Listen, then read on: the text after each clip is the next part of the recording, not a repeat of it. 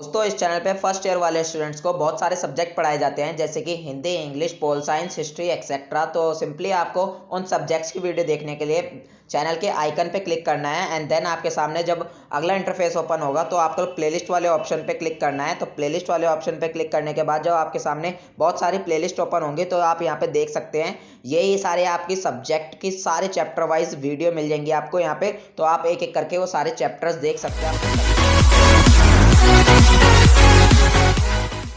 Welcome to Srivastava classes. आज के इस वीडियो के अंदर हम अपने सब्जेक्ट हिस्ट्री, जिसका कि नाम है भारत का इतिहास 300 से 1200 ईस्वी, इसकी फर्स्ट यूनिट करने वाले हैं। हमारे फर्स्ट यूनिट का नाम है ईस्वी 300 से 1200 साक्ष्यों का सर्वेक्षण। ये हमारा फर्स्ट चैप्टर भी है क्योंकि हमारी जो यूनिट है वो एक चैप्टर ही है पूरा, तो इसको हम फर्स्ट चैप्टर भी बोल देते हैं। और ये हमारा इसका हम फर्स्ट पार्ट कंप्लीट करा चुके हैं अपनी फर्स्ट यूनिट का, जिसका लिंक आपको डिस्क्रिप्शन बॉक्स में मिल जाएगा। और ये हमारा सेकंड पार्ट है। ओके, तो चलिए स्टार्ट करते हैं अपना सेकंड पार्ट। एक और बात मैं आपको बता दूं, ये जो हमारा पूरा चैप्टर था इसमें हम साक्ष्यों के बारे में पढ़ रहे हैं। साक्ष्य यानी कि सबूत। तो हमने उनको 2 पार्ट्स के अंदर डिवाइड किया था, साहित्यिक साक्ष्य और पुरातात्विक साक्ष्य। तो साहित्यिक साक्ष्य हम अपने फर्स्ट पार्ट के अंदर पढ़ चुके हैं। साहित्यिक साक्ष्य वो साक्ष्य होते हैं जिनसे हम इतिहास के बारे में जानकारी लेते हैं और जो कि लिखित में जो सबूत हमें मिलते हैं इतिहास के बारे में वो। लेकिन ये जो हम करने वाले हैं आज के इस वीडियो के अंदर, हम करने वाले हैं पुरातात्विक साक्ष्य। तो चलिए स्टार्ट करते हैं। पुरातात्विक साक्ष्यों में अभिलेख, शिलालेख, मिट्टी के बर्तन, सिक्के, मुहरे, मनके, मूर्तियां एवं अन्य प्रकार के अवशेष शामिल हैं। यानी कि जो हमारे पुरातात्विक साक्ष्य होते हैं इनके अंदर अभिलेख, शिलालेख, मिट्टी से बने हुए बर्तन, सिक्के, मुहरे और मनके, मूर्तियां और बहुत अलग अलग तरीके के ऐसे अवशेष यानी अवशेष होते हैं, हिस्से, यानी कि किसी चीज़ के टूटे फूटे हिस्से अगर मिल जाए तो ये सब जो होते हैं हमारे पुरातात्विक साक्ष्य होते हैं। तो जो पुरातात्विक साक्ष्य होते हैं वो लिखे हुए नहीं होते, मतलब लिखे हुए तो होते हैं लेकिन एक तरीके से अलग। जैसे कि तांबे की प्लेट पे कुछ लिखा हुआ मिल जाए, बर्तनों के ऊपर कुछ लिखा हुआ मिल जाए, तो ये सब हमारे पुरातात्विक साक्ष्य होते हैं। उस टाइम में कैसे सिक्के चलते थे, उन सिक्कों के ऊपर कैसे चित्र बने होते थे, इन सब से हम इतिहास के बारे में पता लगाते हैं। तो इतिहास के बारे में जानकारी प्राप्त करने के लिए केवल साहित्यिक साक्ष्य यानी कि स्रोत जो होते हैं वो काफ़ी नहीं है। यानी कि जब हम इतिहास के बारे में पढ़ने चलते हैं, जब हमें किसी काल के इतिहास के बारे में जानकारी पता करनी है तो उसके लिए केवल साहित्यिक स्रोत जो है वो ही काफ़ी नहीं है, हमें पुरातात्विक स्रोतों को भी पढ़ना पड़ता है। तो इसके लिए पुरातात्विक स्रोत की भी ज़रूरत पड़ती है। नेक्स्ट हमारा पुरातात्विक साक्ष्य भी इतिहास के बारे में गहन जानकारी उपलब्ध कराते हैं।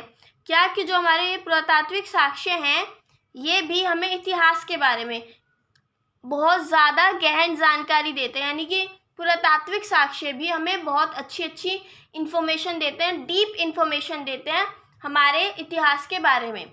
तो मैंने भी आपको बताया था पुरातात्विक साक्ष्य में अभिलेख, शिलालेख, मिट्टी के बर्तन वगैरह, सिक्के, मुहरे ये सब आते हैं।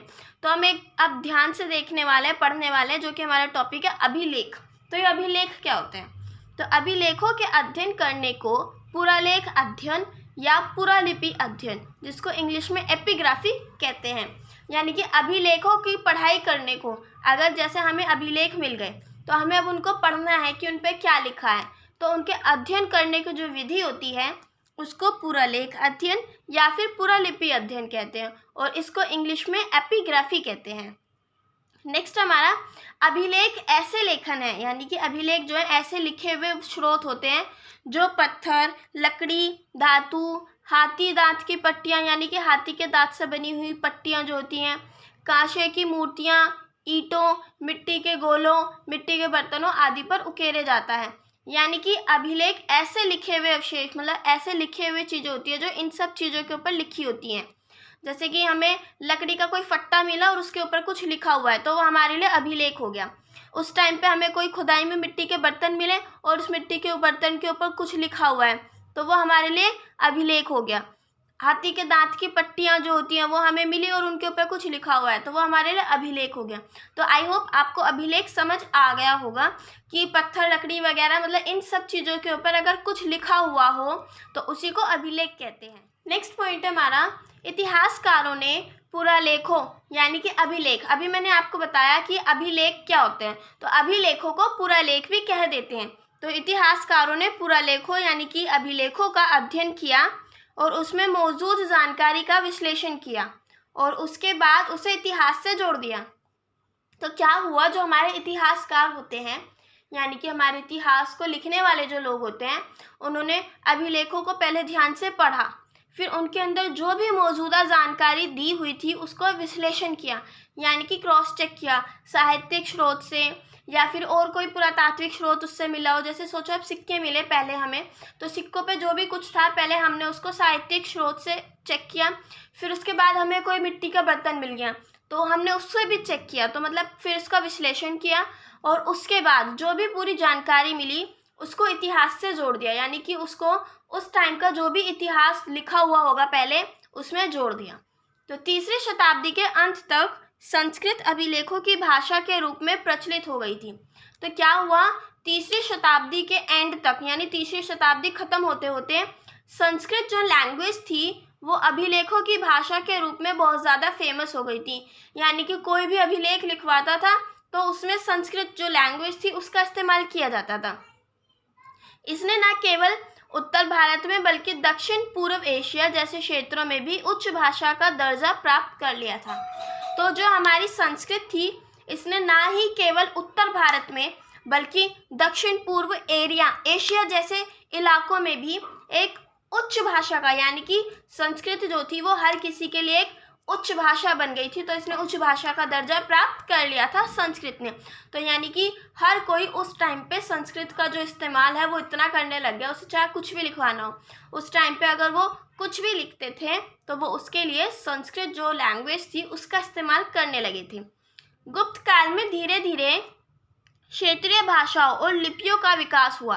तो क्या हुआ, गुप्त काल जो हमारा है उसमें धीरे धीरे क्षेत्रीय भाषाएं यानी कि इलाकों की जो अलग अलग भाषाएं होती है ना वो, तो और लिपियां जो थी उनका विकास होने लगा और संस्कृत के अभिलेखों को स्थानीय भाषाओं में अनुवादित भी किया जाने लगा। तो जो संस्कृत के अभिलेख थे अब जब धीरे धीरे क्षेत्रीय भाषा का विकास होने लगा तो लोगों को ये तो ज़रूरी नहीं रहा कि हर किसी को संस्कृत समझ आती हो, तो किसी किसी को संस्कृत समझ भी नहीं आती थी। तो अब क्या हुआ, संस्कृत के जो अभिलेख लिखे हुए थे उनको स्थानीय भाषाओं में ट्रांसलेट किया जाने लगा।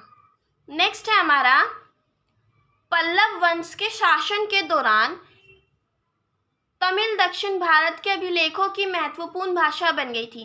तो पल्लव वंश का जब शासन चल रहा था यानी कि वो टाइम जब पल्लवों का शासन था तो तब तमिल जो थी वो दक्षिण भारत के अभिलेखों की महत्वपूर्ण भाषा बन गई।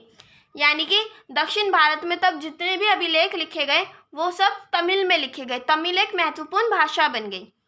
इस काल में दक्षिण भारत के मंदिरों की दीवारों पर सैकड़ों तमिल अभिलेख मिले। तो क्या हुआ, पल्लव वंश का जो काल था इसके अंदर दक्षिण भारत के जितने भी मंदिर बने थे उस टाइम पे उनकी दीवारों पर सैकड़ों तमिल अभिलेख मिले। मैंने अभी बताया था पत्थरों पर वगैरह यहाँ पे कुछ भी लिखा हो तो उन्हें अभिलेख कहते हैं। तो यहाँ पर मंदिरों की जो दीवारें थी उन पर अभिलेख लिखे गए और वो भी किसमें, तमिल भाषा के अंदर। नेक्स्ट हमारा है छठी शताब्दी की शुरुआत में चोल शासकों के अभिलेखों में तेलुगु भाषा का उपयोग देखने को मिलता है।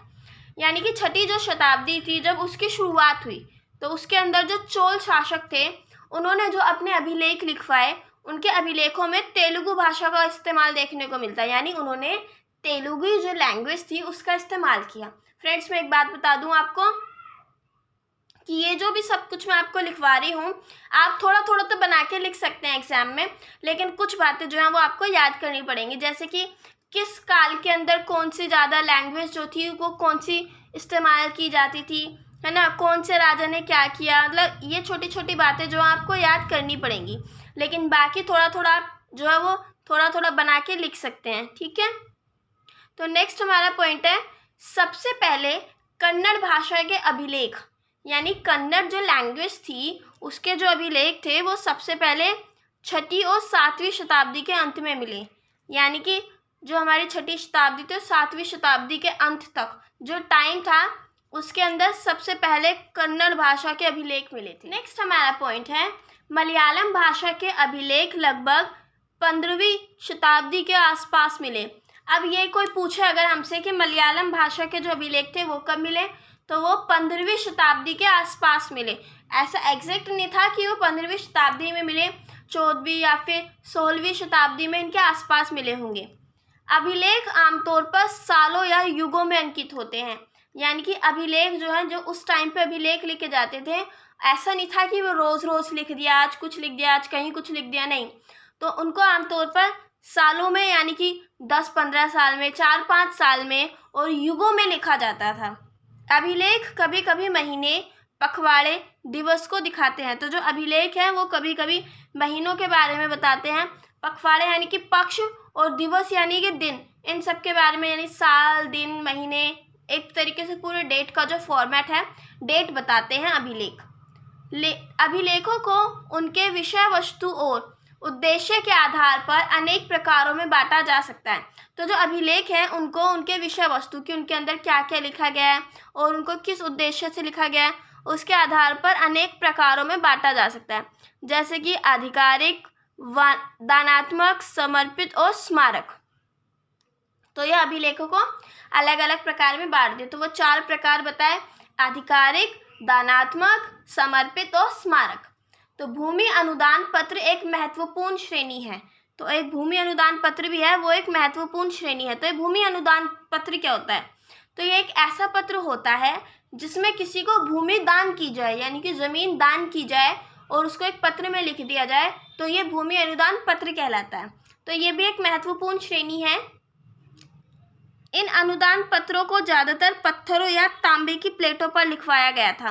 तो उस टाइम पे जो ये पत्र लिखवाए गए थे, इनको मेनली यानी सबसे ज़्यादा पत्थरों पर या फिर तांबे की प्लेटें होती थी, उन पर लिखवाया जाता था।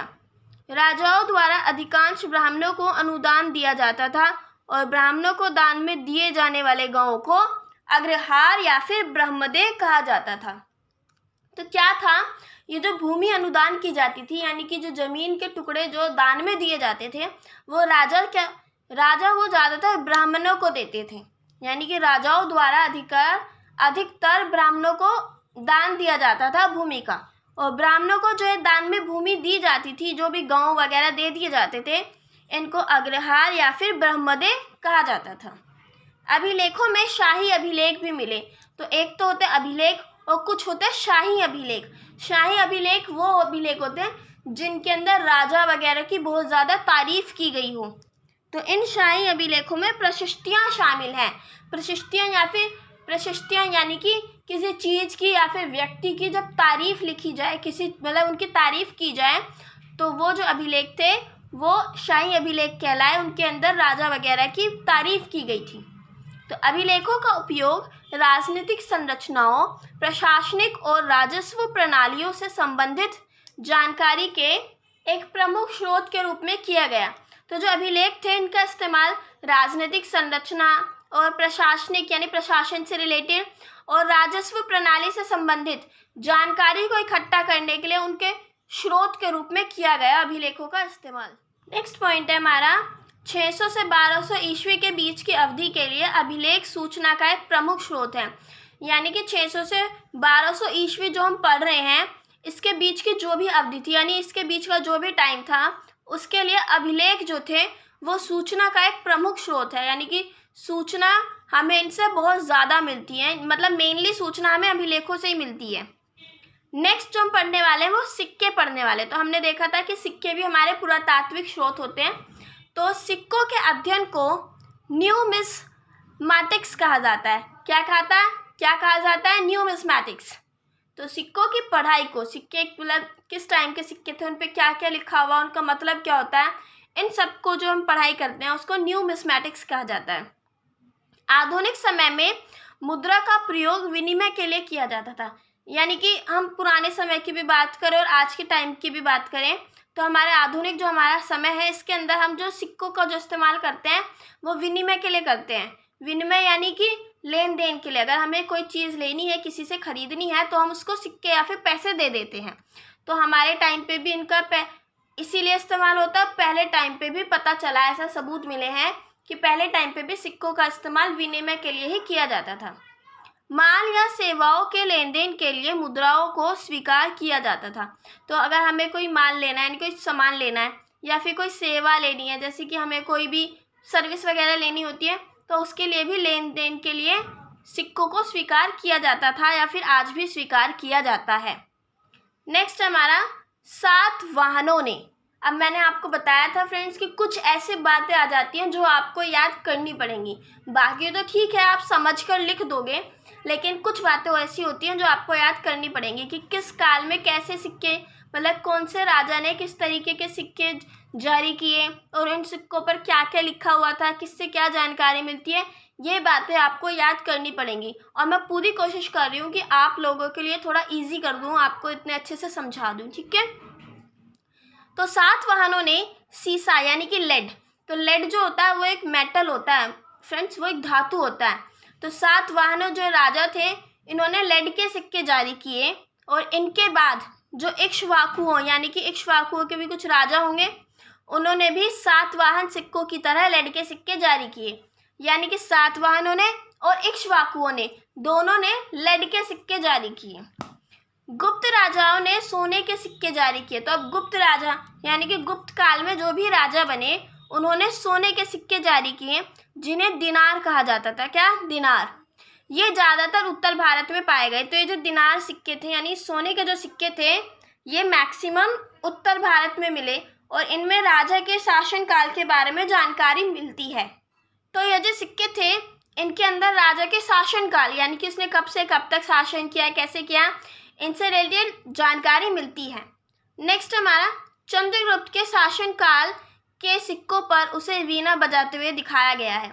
यानी अब समुद्रगुप्त भी आए। समुद्रगुप्त कौन थे? वो गुप्त काल के एक राजा रहे थे, ठीक है। तो इन्होंने भी अपने शासनकाल में जो सिक्के बनवाए होंगे, तो उन सिक्कों पर इन्हें वीणा बजाते हुए दिखाया गया है।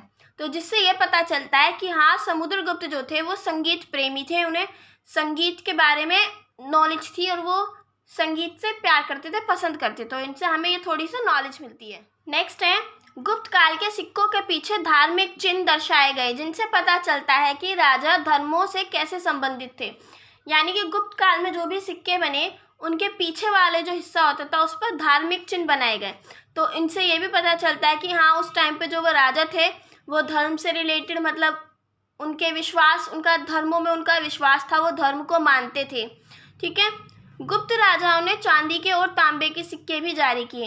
तो गुप्त काल के जो राजा थे, उन्होंने चांदी के भी सिक्के बनवाए और तांबे के भी। सोने के तो उन्होंने बनवाए, लेकिन चांदी और तांबे के भी बनवाए। तो क्या है, ये जो चांदी के सिक्के हैं ये तो फिर भी थोड़े बहुत मिले, लेकिन तांबे के सिक्के तो मतलब उन्होंने बहुत ही कम बनवाए। तांबों के सिक्कों का इस्तेमाल उन्होंने बहुत कम किया। कभी कभी सिक्के जो है वो राजाओं के जीवन से संबंधित जानकारी भी प्रदान करते हैं। तो कैसे करते हैं? जैसे कि चंद्रगुप्त प्रथम जो है, उन्होंने लिच्छवी राजकुमारी से शादी की और ये बात जो है सिक्कों से पता चलती है। तो चंद्रगुप्त प्रथम ने लिच्छवी राजकुमारी से शादी की, ये बात सिक्कों से पता चलती है क्योंकि उन्होंने जो अपने टाइम पे सिक्के छपवाए होंगे तो उनके अंदर ये बात लिखी हुई थी। समुद्रगुप्त और कुमारगुप्त प्रथम द्वारा अश्वमेध यज्ञ कराने का विवरण भी सिक्कों द्वारा प्राप्त होता है। तो समुद्रगुप्त ने और कुमारगुप्त प्रथम ने अश्वमेध यज्ञ कराया था, तो इसकी जो जानकारी है ये भी सिक्कों से पता चलती है। लेन देन और प्रमाणीकरण के अलावा सिक्के और मुहर सार्वजनिक संदेश देने वाला माध्यम भी थे। यानी कि लेन देन के अलावा और प्रमाणीकरण के अलावा सिक्के और मुहर जो थे वो सार्वजनिक संदेश देने के लिए भी एक माध्यम का काम करते थे, यानी कि एक मीडियम का काम करते थे। यानी सिक्कों के सहारे राजा वगैरह जो होते थे वो सार्वजनिक संदेश फैलाते थे अपनी प्रजा तक। प्रारंभिक मध्य युगीन काल के इतिहास में सिक्के हमेशा एक विवादित मुद्दा रहा है। तो प्रारंभिक मध्य युगीन काल जो है उसका जो इतिहास है उसमें सिक्के हमेशा से एक विवादित मुद्दे रहे हैं। यानी कि सिक्कों से रिलेटेड हमेशा एक विवाद चलता रहा है उस टाइम में, क्योंकि उस टाइम पे इतने सिक्के मिले नहीं और जितने मिले क्या पता उनकी अच्छी हालत ना मिली हो, उनसे उस इतिहास के बारे में कुछ पता करना मतलब काफ़ी मुश्किल हो रहा था। तो मध्य युगीन काल में कुछ राजवंशों ने मिश्र धातु के सिक्के भी जारी किए। तो मध्य युगीन काल जो था इसमें कुछ राजा ऐसे थे जिन्होंने मिश्र धातु, मिश्र का मतलब मिक्सचर यानी कि मिक्स, 3-4 धातु लिए, उनको मिक्स कराया और सिक्के बनवा दिए। नेक्स्ट पॉइंट है तांबे के सिक्कों का प्रयोग 8वीं शताब्दी से 9वीं शताब्दी तक अरब गवर्नरों द्वारा किया गया था। यानी कि तांबे के सिक्कों का इस्तेमाल किया गया, तो वो कब किया गया, ये याद करने लायक बातें हैं आपको, ठीक है फ्रेंड्स। तो ये 8वीं शताब्दी में किया था, मतलब 8वीं और 9वीं शताब्दी में किया, और इसको अरब गवर्नर द्वारा, अरब के जो गवर्नर रहे होंगे उस टाइम पे, उन्होंने जारी कराए थे तांबे के सिक्के। 6वीं और 7वीं शताब्दी में बंगाल के राजाओं ने सोने के सिक्के जारी किए। तो बंगाल के राजा जो रहे होंगे 6वीं और 7वीं शताब्दी में, उन्होंने भी सोने के सिक्के जारी किए। भारत के कई हिस्सों में छोटे छोटे लेन देन के लिए कौड़ियों का इस्तेमाल भी किया जाता था। तो अब थोड़ा से सबूत इस बात के भी मिलते हैं कि हमारे जो इंडिया है, इसके इतिहास में कुछ इलाके ऐसे भी थे जहाँ पे अगर छोटा मोटा लेन देन करना है, सस्ती चीज़ों का लेन देन करना है, तो वहाँ पे कौड़ियों का, यानी कि पत्थर जो होते हैं, वो छोटे छोटे जो पत्थर होते हैं जिनको हम कंकड़ वगैरह बोलते हैं, उनका इस्तेमाल किया जाता था। तो नेक्स्ट हम जो करने वाले टॉपिक फ्रेंड्स, वो हमारा अन्य पुरातात्विक अवशेष। तो 300 से 600 की अवधि में कई वास्तुशिल्प और मूर्तिकला के अवशेष मिले। तो 300-600 की जो अवधि रही, इसके बीच का जो समय रहा, इसमें बहुत सारे वास्तुशिल्प और मूर्तिकला के अवशेष मिले। तो इनमें से ज़्यादातर जो थे वो धार्मिक प्रकृति के थे, यानी कि धर्म से रिलेटेड ऐसी चीज़ें मिली। पुराना किला, अहिच्छत्र, बसार, भिता, अरिकमेडु और कावेरीपट्टिनम, ये ऐसी जगह है जहाँ पर खुदाई में महत्वपूर्ण अवशेष मिले हैं। यानी कि पुरातात्विक स्रोत तो नहीं मिले, सिक्के वगैरह तो नहीं मिले, लेकिन कुछ मूर्तियाँ मिली, कुछ ऐसी छोटी मोटी चीज़ें मिली, तो जिनमें जो कि बहुत ज़्यादा इम्पॉर्टेंट थे इतिहास की जानकारी के लिए। गुप्त काल के शहरों से संबंधित पुरातात्विक साक्ष्य बहुत कम है। तो ये जो गुप्त काल है, इसके शहरों से रिलेटेड अगर हमें जानकारी लेनी है, तो जो उनके पुरातात्विक साक्ष्य वो बहुत कम मिले हैं। तो गुप्त काल का एक सीढ़ीदार मंदिर अहिच्छत्र यानी कि बरेली जिला यूपी में पाया गया। तो अहिच्छत्र जो जगह है, एक सीढ़ीदार मंदिर था अहिच्छत्र जगह, वो बरेली जिला में है, यूपी में, वहाँ पे पाया गया गुप्त काल का एक सीढ़ीदार। नेक्स्ट है हमारा गुप्त काल के कुछ संरचनात्मक ढांचे हुलास खेड़ यानी कि लखनऊ जिला में पाए गए। हुलास खेड़ जो जगह है वो लखनऊ जिले में होगी। तो गुप्त काल के कुछ संरचनात्मक ढांचे यानी कि बिल्डिंग वगैरह कुछ ऐसी मिली जो लखनऊ में मिले। मध्य गंगा घाटी में ब्राह्मी लिपि की मुहर पाई गई। तो एक मध्य गंगा घाटी जो है, वहाँ पे ब्राह्मी लिपि की मुहरें पाई गई। पटना के कुम्हरार में एक बौद्ध मठ के अवशेष मिले। मठ, जो बौद्ध मठ यानी कि फ्रेंड्स ऐसी जगह जहाँ पे भिक्षु लोग रहते थे, तो वो जो जगह होती है उनको मठ कहते हैं। तो यहाँ पे बौद्ध मठ है, तो यानी कि वहाँ पे बौद्ध धर्म के भिक्षु यानी कि अनुयायी रहते होंगे, तो इसलिए वो बौद्ध मठ हो गए। तो बौद्ध मठ के जो अवशेष मिले वो पटना के कुम्हरार में मिले। नेक्स्ट है निचली गंगा घाटी में महास्थानगढ़ यानी कि एक जगह जो है, ये बंगाल के बागुरा जिले में स्थित है। तो महास्थानगढ़ में पकी हुई ईंटों से बने अवशेष मिले। तो निचली गंगा घाटी में एक जगह है महास्थानगढ़, उसमें पकी हुई ईंटों से बने कुछ ऐसी चीज़ें होंगी, मतलब घर वगैरह, तो उनके अवशेष मिले हैं। बसाड़ में खुदाई भी, मतलब बसाड़ में खुदाई की और उसमें भी मुहरें मिली। गुप्त काल की संरचनाएं बड़ी थी लेकिन टूटी हुई और पुरानी ईंटों से बनी थी। तो अब गुप्त काल की जो भी संरचनाएं मिली यानी कि बिल्डिंग वगैरह जो भी मिली, वो बड़ी तो थी लेकिन टूटी हुई हालत में थी और पुरानी ईंटों से बनी हुई थी। व्यवस्थित खुदाई की कमी के कारण इतिहास के पुनर्निर्माण के लिए अन्य साक्ष्यों से मिली जानकारी पर ही निर्भर रहना होगा। तो अब क्या हुआ, व्यवस्थित कमी की खुदाई की कमी है, यानी कि अच्छे तरीके से कहीं भी खुदाई नहीं की है आज तक। तो उसकी वजह से क्या है, इतिहास को दोबारा से पुनर्निर्माण करने के लिए यानी कि उसको दोबारा से बनाने के लिए इतिहास के बारे में पूरी सटीक जानकारी जो है इन साक्ष्यों से तो हमें मिलती नहीं, लेकिन जितनी भी मिलती है हमें उन्हीं पर निर्भर रहना पड़ता है, क्योंकि व्यवस्थित तरीके से तो खुदाई आज तक की ही नहीं गई है। तो नेक्स्ट जो हमारा टॉपिक है वो है फ्रेंड्स साक्ष्यों की कमियां यानी कि सीमाएं। तो जो भी सबूत हमें मिले हैं इनकी कुछ सीमाएं भी होती हैं यानी कमियां भी हैं इनकी कुछ।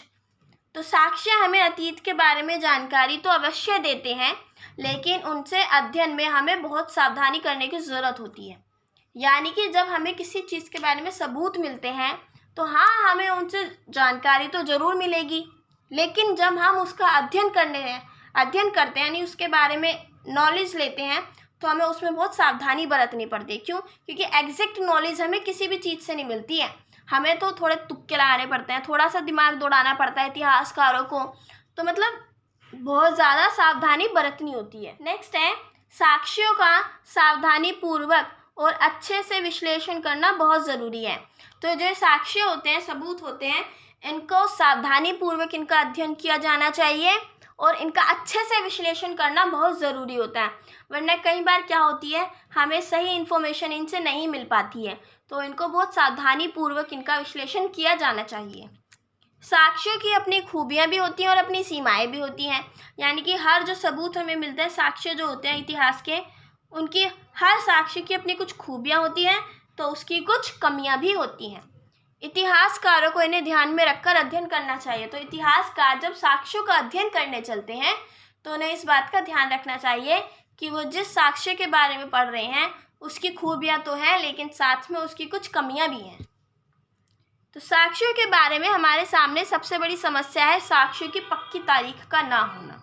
तो अब जब साक्ष्य के बारे में हम सबसे बड़ी समस्या की बात करें तो व्यू ये है कि इनसे इनकी पक्की तारीख का पता नहीं चलता कि ये किस टाइम के हैं, किस डेट के हैं, मतलब इनके समय के बारे में, इनकी तारीख के बारे में इनसे पता नहीं चलता।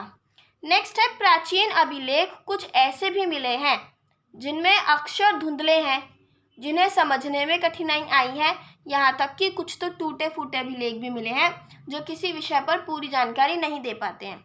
तो अब साक्ष्यों की कुछ कमियां ये भी हैं कि वो एक तो हमें खुदाई में मिलते हैं तो खुदाई से निकालते वक्त भी टूट जाए, और मिट्टी में है तो जैसे लिखे हुए होते हैं तो कुछ वो फ्रेंड्स कितने सालों तक वो मिट्टी में पड़े रहते हैं, हमें तो पता नहीं कब कब मिलते हैं। तो वर्ड्स ही तो है, छपाई तो की हुई होगी उस टाइम पे भी, धुंधले पड़ जाते हैं, मिटने लगते हैं। तो ये भी एक इनकी कमियां हैं कि फिर धुंधले पड़ जाते हैं तो हमें समझने में मुश्किल होती है और हमें टूटे फूटे भी अभिलेख मिल जाते हैं जिनसे कि किसी भी चीज़ के बारे में पूरी जानकारी नहीं मिल पाती फिर हम लोगों को। साहित्यिक साक्ष्य सटीक तारीख और लेखकों की समस्याओं से जुड़े हैं।